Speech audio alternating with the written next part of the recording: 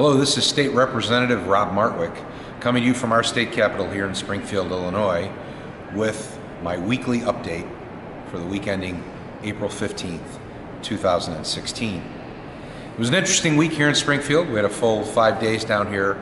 We passed a lot of bills. A lot of legislation was brought to the floor, debated, voted on. And one piece of legislation that I want to tell you about that I'm particularly proud of is a bill that I sponsored in conjunction with our state treasurer, Mike Frericks. Now, this bill, House Bill 4633, creates a requirement, it's a change in the law that requires companies that sell life insurance to proactively look to see if their policyholders have died. Under the current law, they're under no obligation to, and many life insurance companies will not look to see if their policyholders have deceased, and instead of paying the benefits of those policies to the loved ones that are left behind, the insurance companies keep that money for up to 50 years and collect interest on it before turning it over to the treasurer. This bill will require them to look annually, and if they find that one of their policyholders are deceased, get the money to the beneficiaries so that the loved ones that are left behind can have the benefit that they were entitled to have from the first place. It's a very good bill. I want to thank Treasurer Frericks for this initiative. I was happy to carry it. We passed it with broad bipartisan support, 75 votes in the House, which is a veto-proof majority, so I look forward to its passage. Another bill that I filed recently is a bill for an elected school board for the Chicago City Colleges. The Chicago City Colleges are the only the only community college system in the state that has an appointed rather than an elected board. Following up on the heels of my bill that would provide an elected school board for CPS, this will give the residents of Chicago say over their community college system as well, just the same as every other resident in the state of Illinois has over their community college system. Lastly, I want to give you a little update on the budget. We have none still. We continue in this budget impasse. There was a meeting of the leadership earlier that did not result in any progress. And I want to say a word about this. I often hear that we should compromise to get a budget done. And I want you to understand what that compromise means.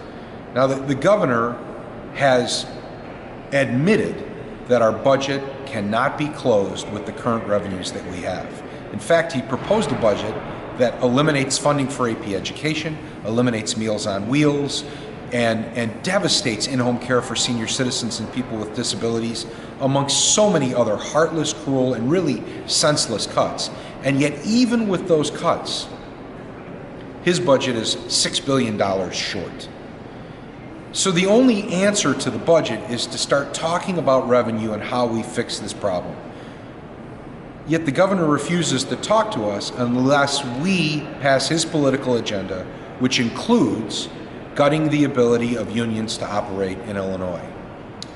Now, the problem with that is that the people who live in our neighborhoods and our districts, by and large, are supporters of labor.